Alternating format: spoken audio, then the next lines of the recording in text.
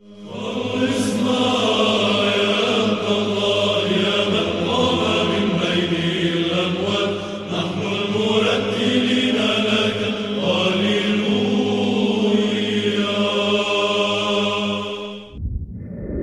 need to see what's going on and see what's coming, because it is coming. They're not done. The boo is back, and the boo is back, and the boo is back.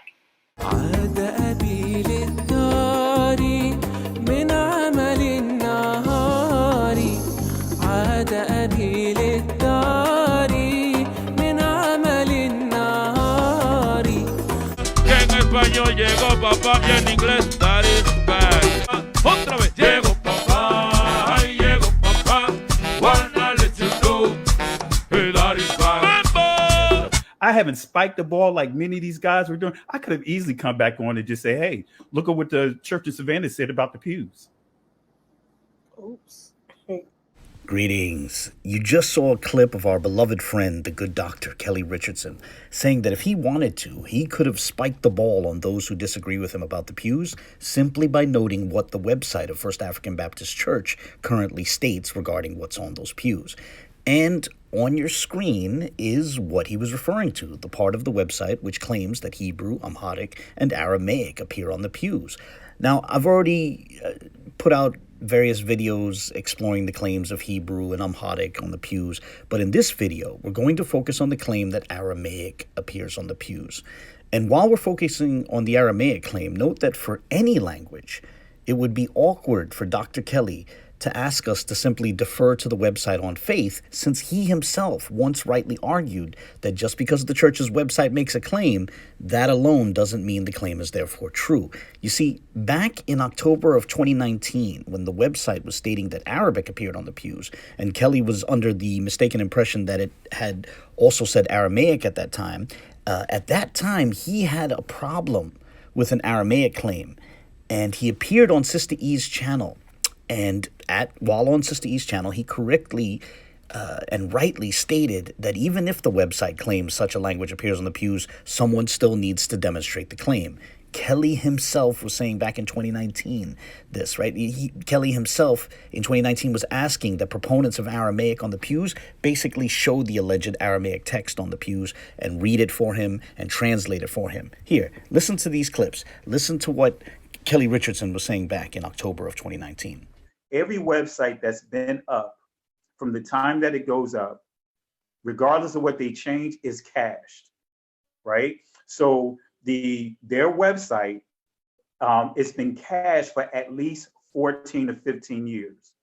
They changed it from saying the African cursive, saying that it was a cursive, African dialect of cursive, ancient cursive Hebrew, to, I believe it says Aramaic now. Now, I had a huge discussion with the director there, and it's a fact. No one has ever been able to read what's on those pews. So I raised some questions on that. Why did they change it to Aramaic? And so those writings on those pews is a Shemitic language. It's not Arabic. Because if it was so, then how come they still haven't translated? Was able to read it. It's not Aramaic, because if it was Aramaic, whether it's modern or ancient or whatever, how come they still haven't been able to translate it? Correct. But and I could bring them there, and they would tell them that guess what? They can't tell what that is on those pews. Yeah. Even some that's trying to say that it's Arabic or Aramaic and all this other stuff, they make it clear they don't know.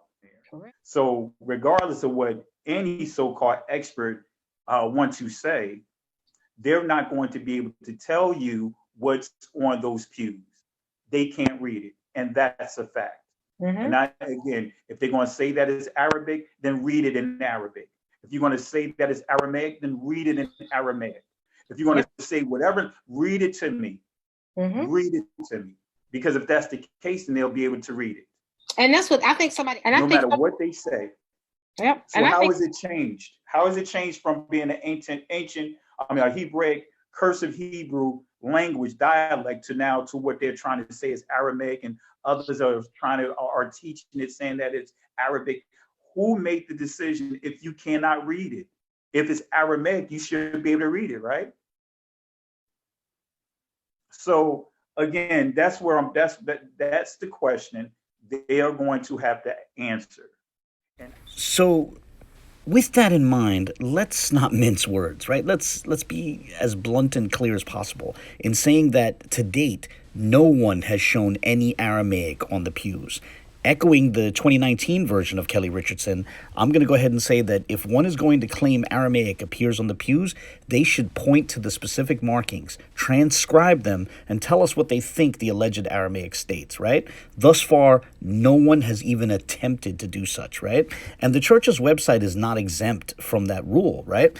When the church website claimed that Arabic appeared on the pews, Dr. Kelly himself rightly introduced the rule of thumb that just because the website says it doesn't automatically mean it's true. And I agree with him on that. And what applies to Arabic applies just as well to Aramaic or any other language. Unfortunately, however, our beloved friend, the good doctor, has taken a step backwards, abandoning his own rule. And that was a good rule, but unfortunately he's abandoned it. And now he's embracing the claim that Aramaic appears on the pews without the slightest bit of proof or evidence offered, right? However, he would claim, not only Kelly Richardson, but so too Will Brown, they would claim that there are good reasons to conclude that Aramaic appears on the pews. And Kelly and Will were even kind enough to share 3 different arguments in favor of the claim that Aramaic appears on the pews, right? They did this in a show from last January, humorously titled, quote, Crafty Counsel, Blatant Liars 4, Don't Need Fake Scholars. Unfortunately, in that show, they don't ever get around to attempting to show the alleged Aramaic, which supposedly appears on the pews. Rather, they attempt to simply assure their audience that there's scholarly support for the claim without showing the actual Aramaic, right? But, nonetheless, let's look at their 3 arguments. So we're going to start with their first argument for Aramaic on the pews. Now, in this clip that I'm going to show you, they're going to claim that an email from a scholar or some other sort of student of language identified Aramaic on the pews. As is going to be clear in a moment, at best, they badly misunderstood the email to the point of once again raising questions about reading comprehension. But that's a best case scenario. The worst case scenario is one in which one might wonder if they consciously and deliberately misrepresented this email. But either way, right, we'll just look at the clip first, and as you watch this, see if you can catch the problem. And then afterwards, I'll explain what was missed or what was left out, and the surrounding context, etc., right? So here's the clip, which picks up at slightly over 1 hour and 4 minutes into the video. Oh, no, this is from that person. Yeah, this is from that person. So this is what they wrote to him. Shalom and good evening, sir. I do not wish to take up much time. I would just like to confirm that what is being said in this YouTube video, I will attach the YouTube link and screenshot, is indeed your response. It is being translated in conversation that you indeed confirm that the script on the pews of the First African Baptist Church in Savannah, Georgia is sola trail. I did not personally gather that as your response from what was shown in the video. I noticed Israel written in Aramaic block script and not in sola trail script in your alleged response. So I felt it best to ask you directly if any of this is true. No, actually, this is someone that chimed in and said that they didn't see sola trail, but this is another scholar, right? Said, but what they saw was Israel written in Aramaic. That's right.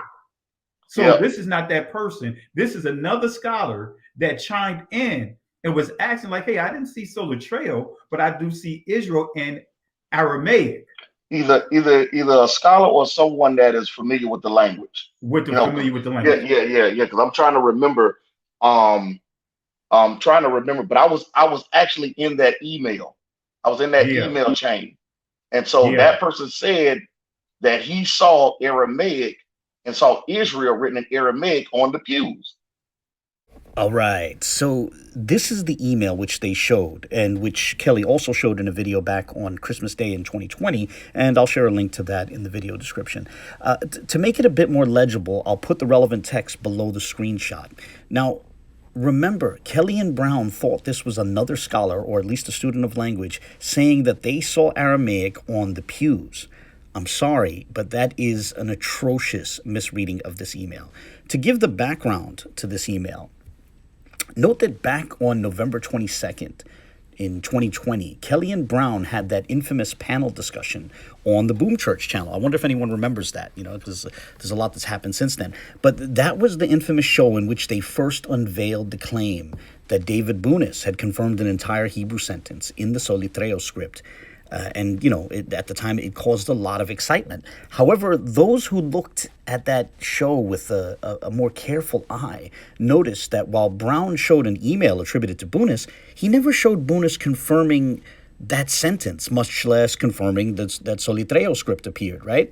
So let's revisit that infamous video from November 22nd, 2020. And as you watch this clip, note how Brown has an email from Bunis on the screen, but that one email, which is the only email he showed that day, that one email doesn't corroborate the incredible claim that he's attributing to Bunis while showing it. Here, listen to this. So not only does it says take a grasp of God, but it says take a grasp of Yah or God, Israel, with a bass voice, as you put it, or with a loud voice, meaning praise him loudly. That's what this means. So Abu asked, can we find a coherent sentence?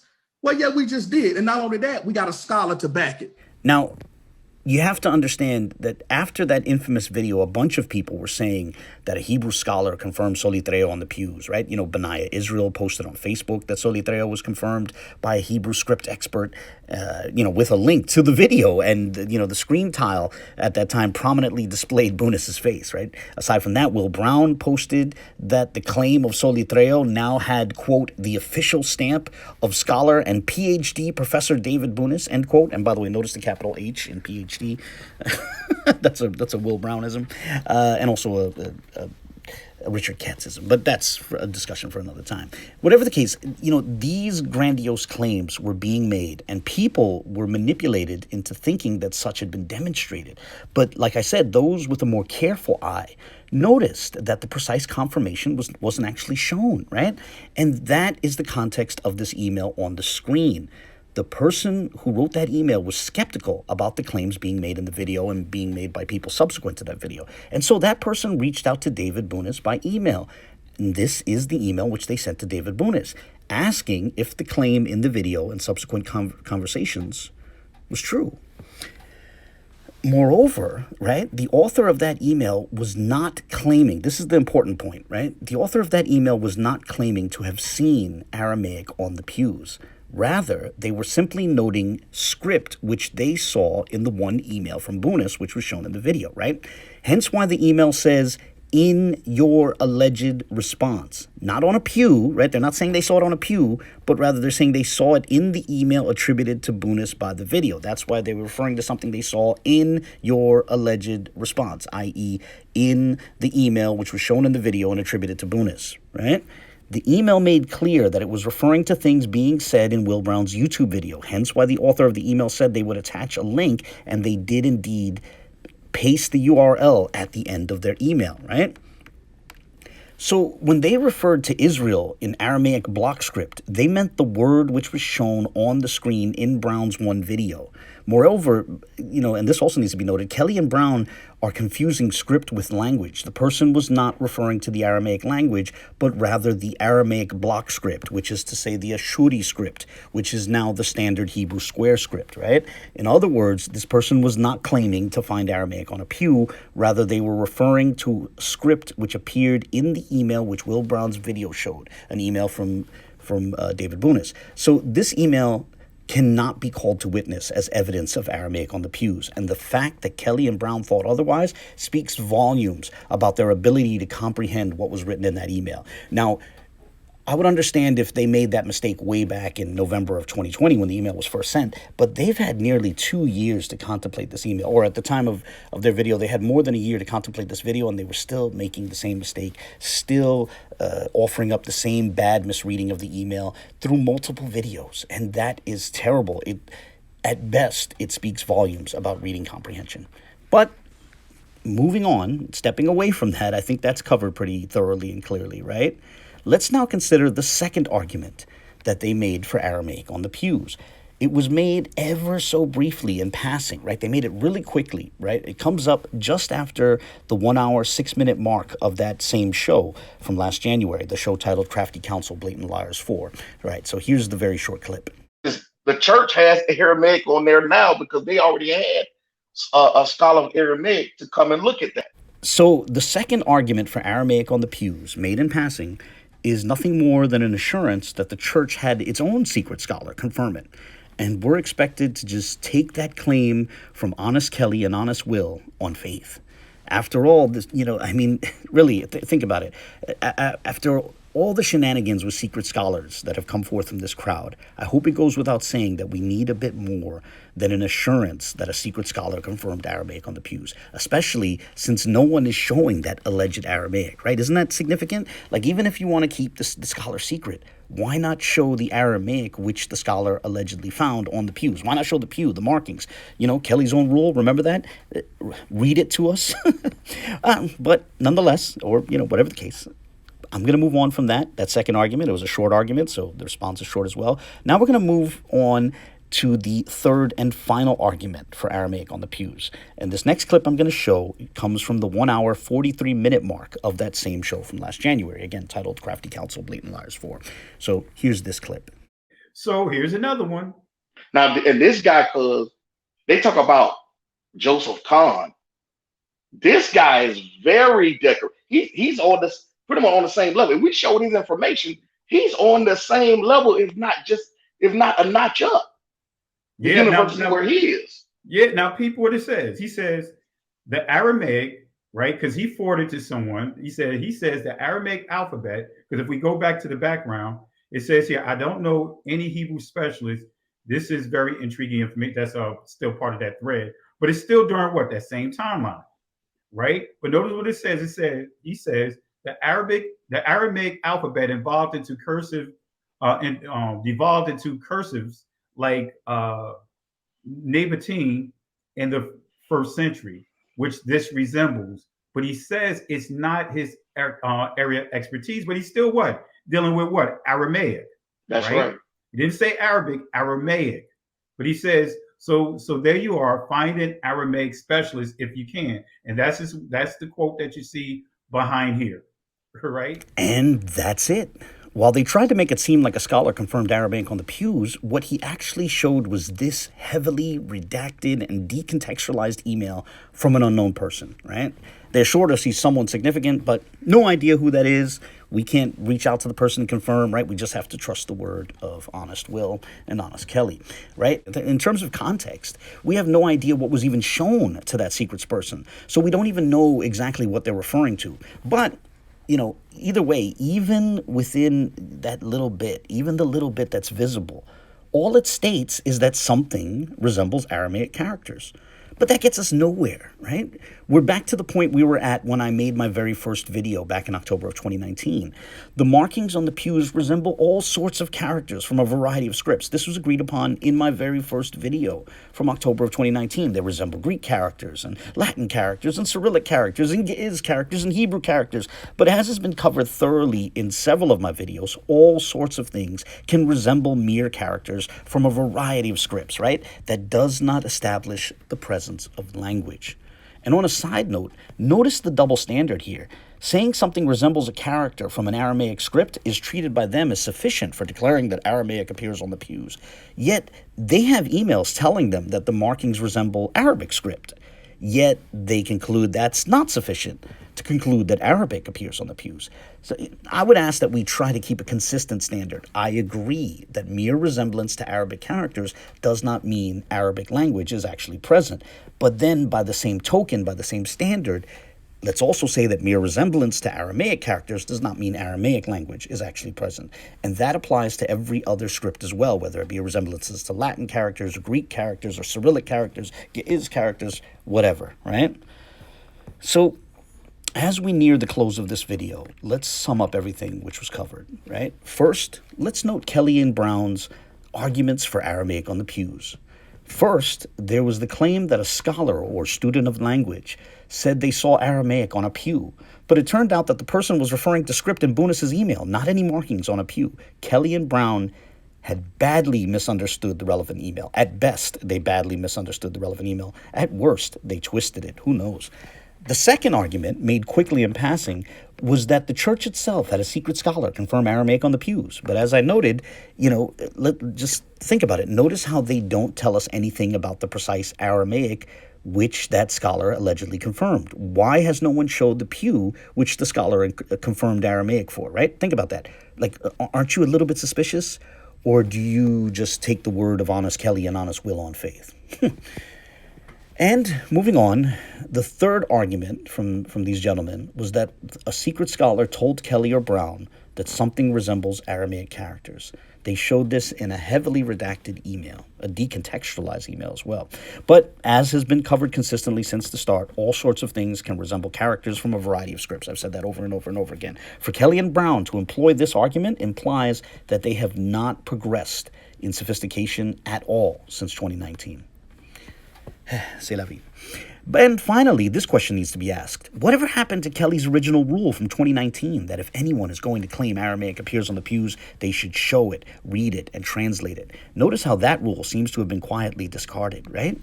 If they want to keep the scholar's secret, that's fine. Fine, okay, fine. Keep the scholar's secret. But why not show the markings? Show us the markings that those scholars pointed to, right? Do you think... what do you think's going on here? Maybe it's a pearls before swine sort of a deal. Maybe they think we're not worthy to receive the evidence. Is that what you think? Or do you think that they might be bluffing? Are you open to the possibility that maybe, just maybe, the reason they aren't showing any of the Aramaic these various scholars allegedly found is because they don't have any Aramaic to show? Think about it. Why would they show that email to Boonas, which they badly misread, right, from the first argument? Why would they show that? They'll show that, but not the markings themselves, which allegedly contain Aramaic?